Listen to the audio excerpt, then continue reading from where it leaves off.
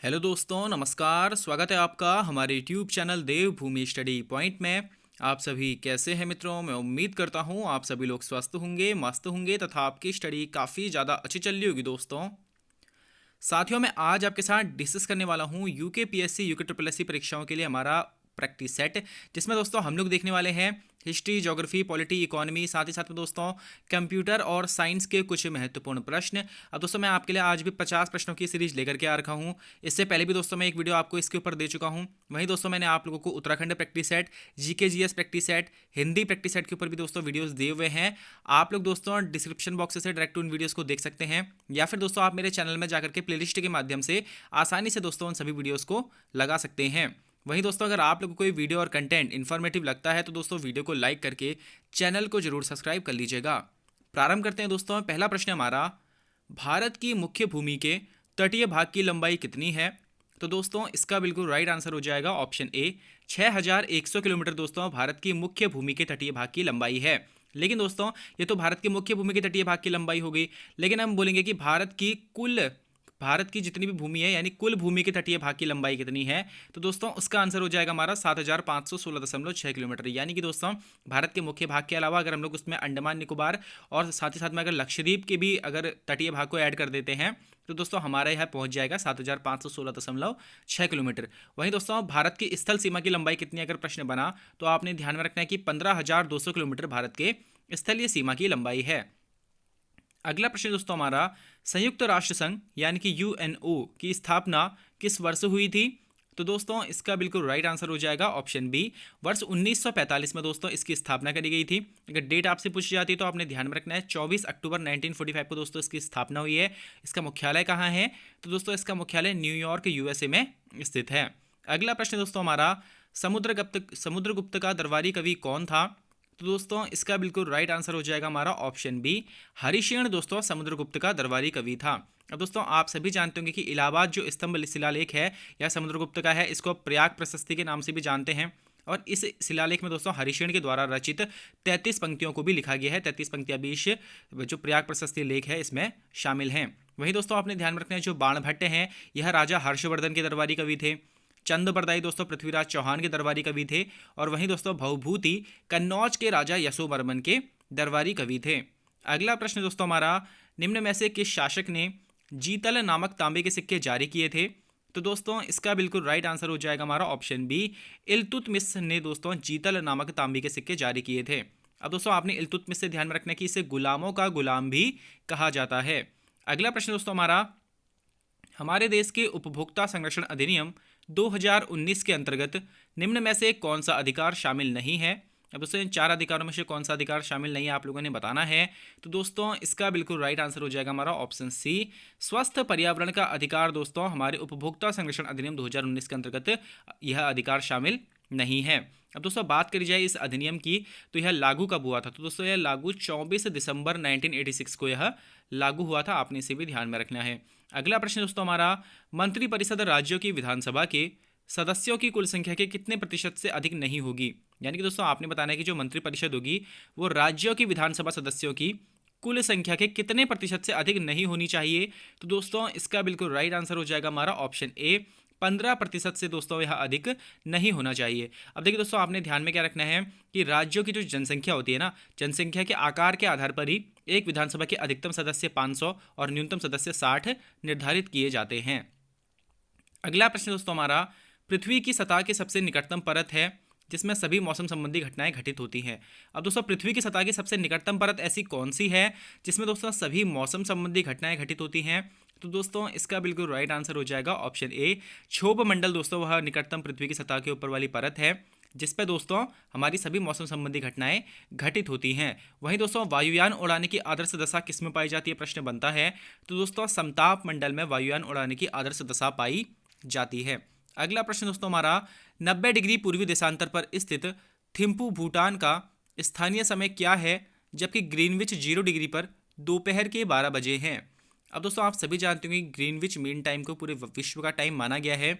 अब दोस्तों आप यह भी जानते होंगे कि 0 डिग्री पर जितना भी समय हो रहा होगा उससे दोस्तों 15 डिग्री आगे पर हर एक 15 डिग्री पर दोस्तों 1 घंटा समय बढ़ जाता है। तो वहीं दोस्तों आप जब देखेंगे कि 15 का आप पहाड़ा पढ़ेंगे, आप 90 तक पहुंचने के लिए 6 बार आपको 15 का पहाड़ा पढ़ना पड़ेगा। तो दोस्तों 15 डिग्री में 1 घंटा बढ़ रहा है, तो दोस्तों 90 डिग्री में 6 घंटे आगे समय बढ़ जाएगा। तो इसका मतलब ऑप्शन ए बिल्कुल करेक्ट आंसर हो जाएगा दोस्तों। थिम्फू भूटान में दोस्तों शाम के 6 बजे होंगे। अगला प्रश्न दोस्तों हमारा, फॉरवर्ड ब्लॉक की स्थापना किसके द्वारा की गई थी? तो दोस्तों इसका बिल्कुल राइट आंसर हो जाएगा हमारा ऑप्शन ए, सुभाष चंद्र बोस जी के द्वारा दोस्तों वर्ष 1939 में फॉरवर्ड ब्लॉक की स्थापना करी गई थी। वहीं दोस्तों आपने ध्यान में रखना है, इनके जन्मदिवस यानी कि 23 जनवरी को दोस्तों पराक्रम दिवस के रूप में मनाया जाता है। अगला प्रश्न दोस्तों हमारा, निम्न में से हर्मिट ऑफ शिमला किसे कहा जाता है? तो दोस्तों इसका बिल्कुल राइट आंसर हो जाएगा ऑप्शन ए ओ ह्यूम को दोस्तों हर्मिट ऑफ शिमला भी कहा जाता है। वही दोस्तों आपने ध्यान में रखना है कि इन्हें कांग्रेस का जनक भी बोला जाता है। इनके द्वारा वर्ष 1885 में कांग्रेस की स्थापना करी गई थी। अगला प्रश्न दोस्तों हमारा, प्रसिद्ध चूलिया जलप्रपात किस नदी पर स्थित है? तो दोस्तों इसका बिल्कुल राइट आंसर हो जाएगा ऑप्शन डी, प्रसिद्ध दोस्तों चूलिया जलप्रपात चंबल नदी पर राजस्थान में स्थित है और यह राजस्थान का सबसे ऊंचा जलप्रपात है। अगला प्रश्न दोस्तों हमारा, भारतीय रिजर्व बैंक की स्थापना कब हुई? इसका मुख्यालय कहाँ स्थित है? तो दोस्तों आपने बताना है कि जो हमारा भारतीय रिजर्व बैंक है, इस रिजर्व बैंक की दोस्तों स्थापना कब हुई है और इसका मुख्यालय कहाँ स्थित है? तो दोस्तों इसका बिल्कुल राइट आंसर हो जाएगा हमारा ऑप्शन सी, अप्रैल 1935 को दोस्तों भारतीय रिजर्व बैंक की स्थापना हुई थी और इसका वर्तमान मुख्यालय मुंबई में है। लेकिन दोस्तों जब अप्रैल 1935 में इसकी स्थापना हुई थी, तब दोस्तों जो इसकी स्थापना करी गई थी वह कोलकाता में करी गई थी। लेकिन 1937 में 1937 में दोस्तों इसका जो मुख्यालय है वह परमानेंट मुंबई ले जाया गया था। अगला प्रश्न दोस्तों हमारा, सिरके का रासायनिक नाम क्या है? तो दोस्तों इसका बिल्कुल राइट आंसर हो जाएगा हमारा ऑप्शन बी, एसिटिक एसिड दोस्तों हमारा सिरके का रासायनिक नाम है। अब दोस्तों अगर इसका आपसे सूत्र पूछा जाता है कि सिरके का जो रासायनिक सूत्र है वह क्या होगा या फिर एसिटिक एसिड का रासायनिक सूत्र क्या होगा, तो दोस्तों आपने ध्यान में रखना है CH3COOH, यह हमारा एसिटिक एसिड का रासायनिक सूत्र होगा। अगला प्रश्न दोस्तों हमारा, टाइफाइड से शरीर का कौन सा भाग प्रभावित होता है? तो दोस्तों इसका बिल्कुल राइट आंसर हो जाएगा ऑप्शन बी, टाइफाइड से दोस्तों वैसे तो बहुत सारे शरीर के अंग प्रभावित होते हैं, लेकिन दोस्तों आंत इसमें काफ़ी हद तक प्रभावित होती है, तो आपने इसको ध्यान में रखना है। वहीं दोस्तों एक प्रश्न बनता है कि यह जो टाइफाइड है यह किस जीवाणु से होने वाला संक्रामक रोग है? तो दोस्तों यह साल्मोनेला टाइफी नामक जीवाणु से दोस्तों होने वाला यह संक्रामक रोग है। अगला प्रश्न दोस्तों हमारा, निम्न में से किसकी नियुक्ति राज्य का राज्यपाल नहीं करता है? तो दोस्तों इसका बिल्कुल राइट आंसर हो जाएगा हमारा ऑप्शन डी, हाईकोर्ट के न्यायाधीश की नियुक्ति दोस्तों राज्यपाल नहीं करता है। दोस्तों हाईकोर्ट के न्यायाधीशों की नियुक्ति राष्ट्रपति जी के द्वारा करी जाती है, आपने ध्यान में रखना है। वहीं दोस्तों राज्य के मुख्यमंत्री, राज्य लोकसभा आयोग के सदस्य, वहीं दोस्तों महाधिवक्ता की नियुक्ति, तीनों की ही नियुक्ति राज्यपाल के द्वारा करी जाती है। अगला प्रश्न दोस्तों हमारा, लाल रक्त कणिकाएं यानी कि RBC रेड ब्लड सेल्स शरीर के किस अंग में बनती है? तो दोस्तों इसका बिल्कुल राइट आंसर हो जाएगा ऑप्शन ए, यह दोस्तों लाल रक्त कणिकाएं शरीर के अस्थि मज्जा यानी कि दोस्तों बोन मैरो में बनती है। अगला प्रश्न दोस्तों हमारा, कांग्रेस के किस अधिवेशन में पूर्ण स्वराज का नारा उठाया गया था? दोस्तों इसका बिल्कुल राइट आंसर हो जाएगा हमारा ऑप्शन डी, वर्ष 1929 के दोस्तों लाहौर अधिवेशन में कांग्रेस के द्वारा पूर्ण स्वराज का नारा उठाया गया था, आपने इसको ध्यान में रखना है।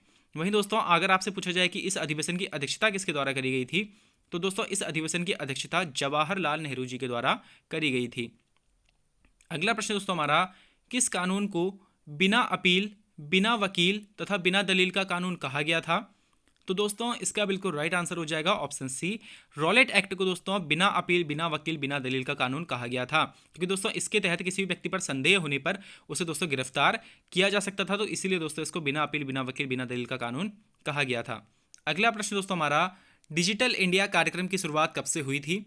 तो दोस्तों इसका बिल्कुल राइट आंसर हो जाएगा हमारा ऑप्शन बी, 1 जुलाई 2015 से दोस्तों डिजिटल इंडिया कार्यक्रम की शुरुआत करी गई थी। वहीं दोस्तों आपने ध्यान में रखना है कि 16 जनवरी 2016 से दोस्तों स्टार्टअप इंडिया इस स्कीम की भी शुरुआत करी गई थी, आपने इसको भी ध्यान में रखना है।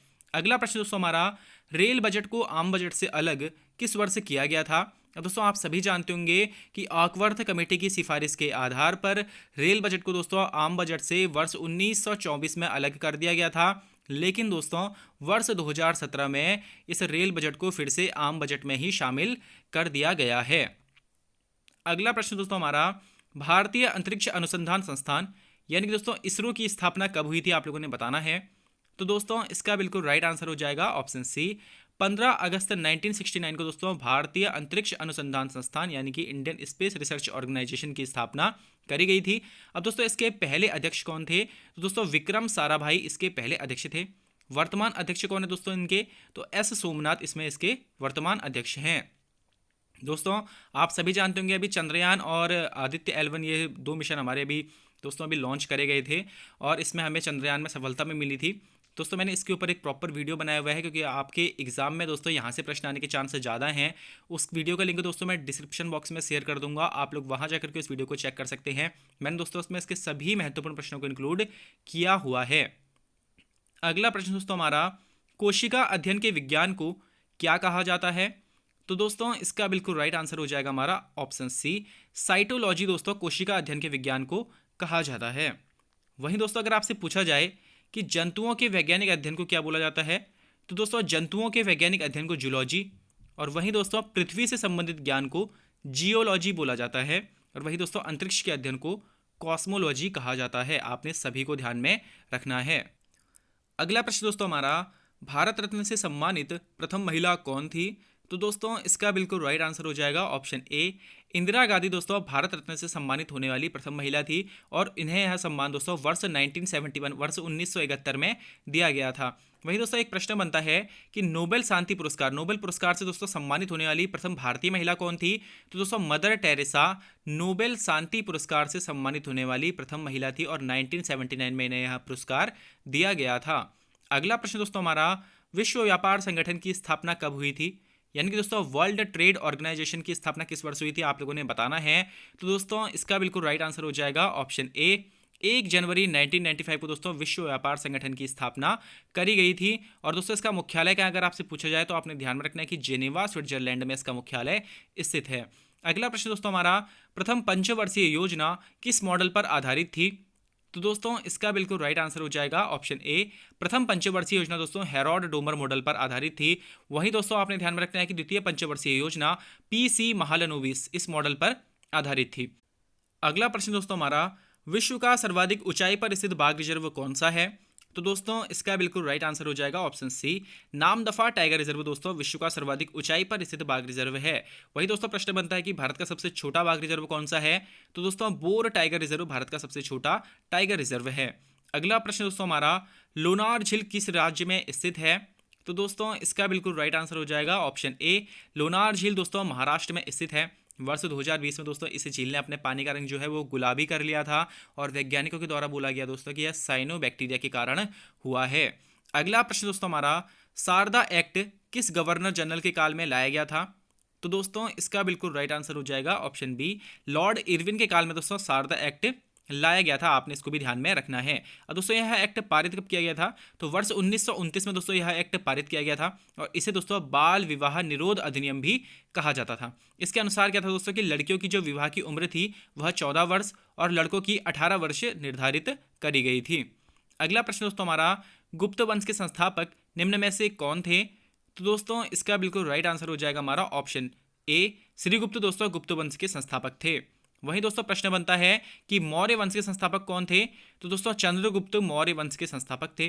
वहीं दोस्तों महापद्मनंद नंद वंश के संस्थापक थे और विजयालय दोस्तों चोल वंश के संस्थापक थे। आपने चारों को ही ध्यान में रखना है। अगला प्रश्न दोस्तों हमारा, निम्न में से लेटा हुआ ग्रह किस ग्रह को कहा जाता है? तो दोस्तों इसका बिल्कुल राइट आंसर हो जाएगा ऑप्शन बी, अरुण ग्रह को दोस्तों निम्न में से लेटा हुआ ग्रह कहा जाता है। वहीं दोस्तों वरुण ग्रह से आप लोग ध्यान में रखेंगे कि सबसे ठंडा ग्रह कौन सा है? तो वरुण ग्रह सबसे ठंडा ग्रह है। शनि दोस्तों इसके चारों तरफ 7 वलयदार छल्ले पाए जाते हैं। टाइटन इसका उपग्रह है, आपने ध्यान में रखना है। और वहीं दोस्तों जो शुक्र ग्रह है यह दोस्तों बिल्कुल पृथ्वी के समान है, पृथ्वी का सबसे निकटतम ग्रह है। और दोस्तों इसे भोर का तारा, सांझ का तारा भी कहा जाता है। आपने इन सभी तथ्यों को ध्यान में रखना है। इसे पृथ्वी की जुड़वा बहन भी कहा जाता है। अगला प्रश्न दोस्तों हमारा, वायुमंडलीय दाब किससे मापा जाता है? तो दोस्तों इसका बिल्कुल राइट आंसर हो जाएगा हमारा ऑप्शन डी, बैरोमीटर से दोस्तों वायुमंडलीय दाब मापा जाता है। अब वही दोस्तों फेदोमीटर से आप लोग ध्यान में रखेंगे कि समुद्र की गहराई मापने हेतु फेदोमीटर का इस्तेमाल किया जाता है। और वहीं दोस्तों हाइग्रोमीटर का इस्तेमाल वायुमंडल की आर्द्रता मापने के लिए इस्तेमाल में इसका लाया जाता है। अगला प्रश्न दोस्तों हमारा, गांधी जी का नमक सत्याग्रह आंदोलन दांडी मार्च का प्रारंभ हुआ था? दोस्तों आप सभी लोगों ने अपना आंसर लगा लिया होगा। इसका बिल्कुल राइट आंसर हो जाएगा दोस्तों ऑप्शन बी। 12 मार्च 1930 को दोस्तों साबरमती से दांडी की यात्रा प्रारंभ हुई थी। अब दोस्तों 79 अनुयायियों के साथ दोस्तों गांधी जी ने यात्रा प्रारंभ करी थी।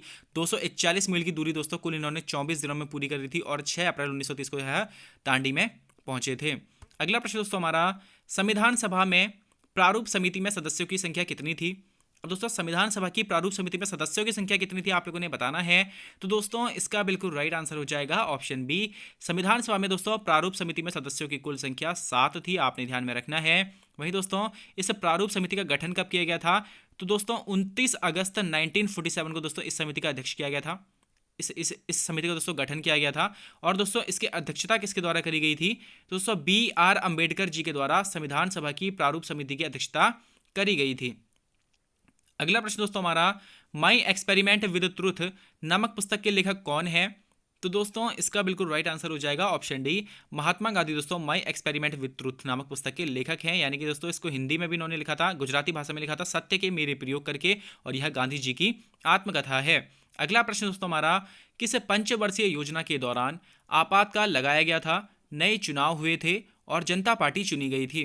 दोस्तों कौन सी पंचवर्षीय योजना के दौरान इतनी सारी घटनाएं हुई थी आप लोगों ने बताना है। तो दोस्तों इसका बिल्कुल राइट आंसर हो जाएगा ऑप्शन सी। 5वीं पंचवर्षीय योजना के दौरान दोस्तों आपातकाल लगाया गया था, नए चुनाव हुए थे और जनता पार्टी भी चुनी गई थी।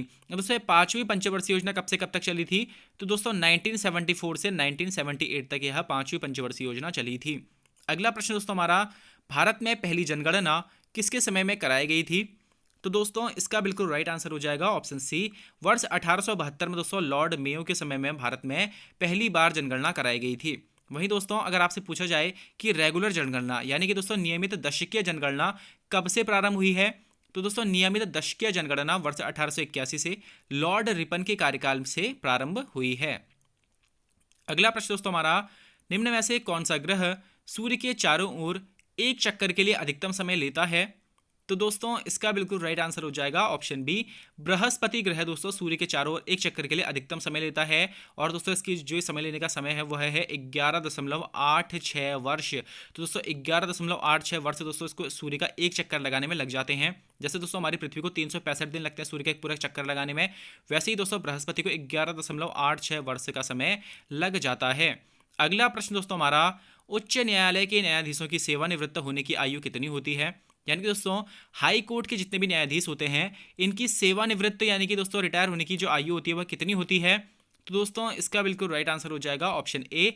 उच्च न्यायालय के न्यायाधीशों की दोस्तों सेवानिवृत्त होने की आयु 62 वर्ष होती है। और वहीं दोस्तों उच्चतम न्यायालय के न्यायाधीशों की सेवानिवृत्त होने की आयु 65 वर्ष होती है। आपने दोनों को ही ध्यान में रखना है। अगला प्रश्न में दोस्तों आप लोगों ने बताना कि कौन सा एक कथन सुमेलित नहीं है। 4 दोस्तों यहाँ पे आपको ऑप्शन दिए गए हैं, कौन सा एक सुमेलित नहीं है आप लोगों ने बताना है। तो दोस्तों इसका बिल्कुल राइट आंसर हो जाएगा ऑप्शन बी। हुमायूं नामा दोस्तों यह सुमेलित नहीं है। वैसे दोस्तों बाबर नामा बाबर के द्वारा लिखा गया था, तुजुक ए जहांगीरी जहांगीर के द्वारा, शाहजहां नामा दोस्तों मोहम्मद ताहिर के द्वारा लिखा गया था। लेकिन दोस्तों जो हुमायूं नामा है, हुमायूं नामा दोस्तों किसके द्वारा लिखा गया था अगर आपसे पूछा जाता है तो दोस्तों आपने बताना कि गुलबदन बेगम के द्वारा दोस्तों हुमायूं नामा लिखा गया था। अगला प्रश्न दोस्तों हमारा, आग का आविष्कार किस काल में हुआ था। दोस्तों आप सभी भाई बहनों ने अपना आंसर लगा लिया होगा। इसका बिल्कुल राइट आंसर हो जाएगा दोस्तों ऑप्शन सी। आग का आविष्कार दोस्तों पुरा पाषाण काल में हुआ था। वहीं दोस्तों पहिए का जो आविष्कार है वो किस काल में हुआ था। तो दोस्तों पहिए का जो आविष्कार है वह नव पाषाण काल में हुआ था। अगला प्रश्न दोस्तों हमारा, निम्न में से कौन जहांगीर के दरबार में ब्रिटिश शासक जेम्स प्रथम का राजदूत था। तो दोस्तों इसका बिल्कुल राइट आंसर हो जाएगा ऑप्शन ए। विलियम हॉकिंस दोस्तों जहांगीर के दरबार में ब्रिटिश शासक जेम्स प्रथम का राजदूत था।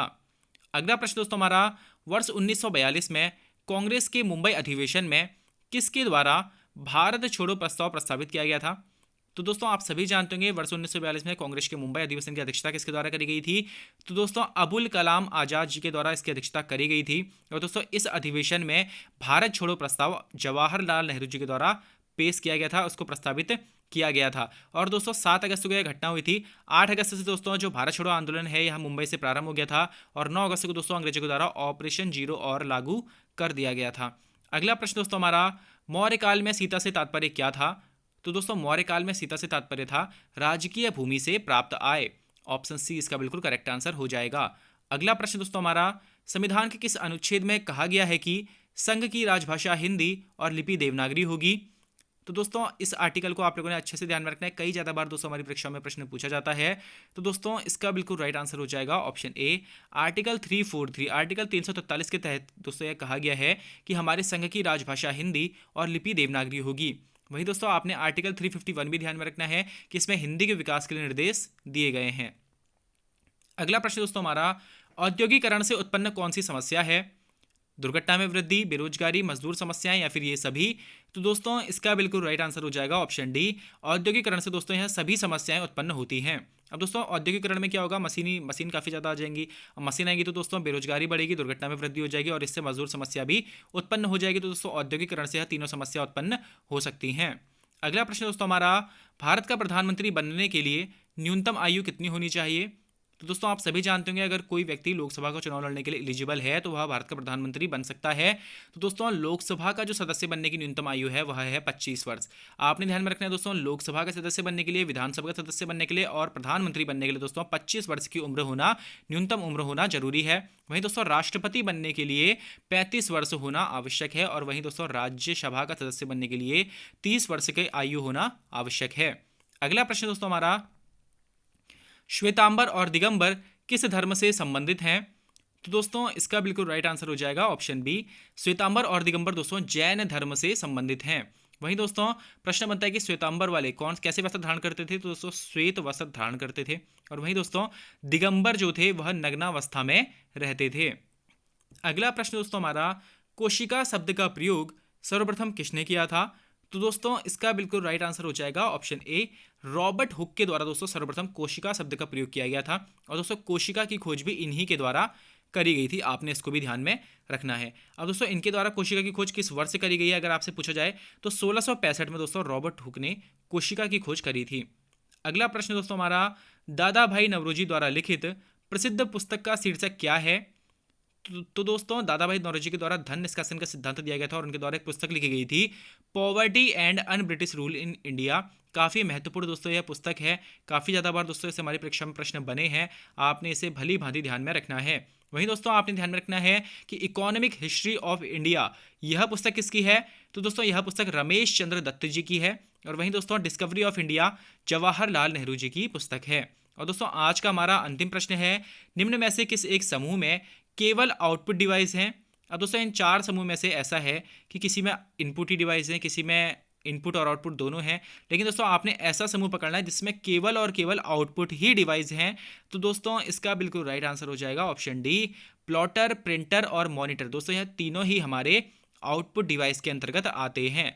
अब दोस्तों आप लोगों के क्वेश्चन यहाँ पे कंप्लीट होते हैं। आप लोगों का दोस्तों जो भी स्कोर बना है आप लोग मुझे कमेंट बॉक्स में जरूर बता। वहीं दोस्तों अगर आप लोगों को ये वीडियो और कंटेंट इन्फॉर्मेटिव लगता है तो दोस्तों वीडियो को लाइक करके चैनल को जरूर सब्सक्राइब कर लीजिएगा। आपको दोस्तों आपके आगामी एग्जाम्स के लिए हार्दिक बधाई, शुभकामनाएं देते हुए मैं अपनी वाणी को विराम देता हूं दोस्तों। धन्यवाद।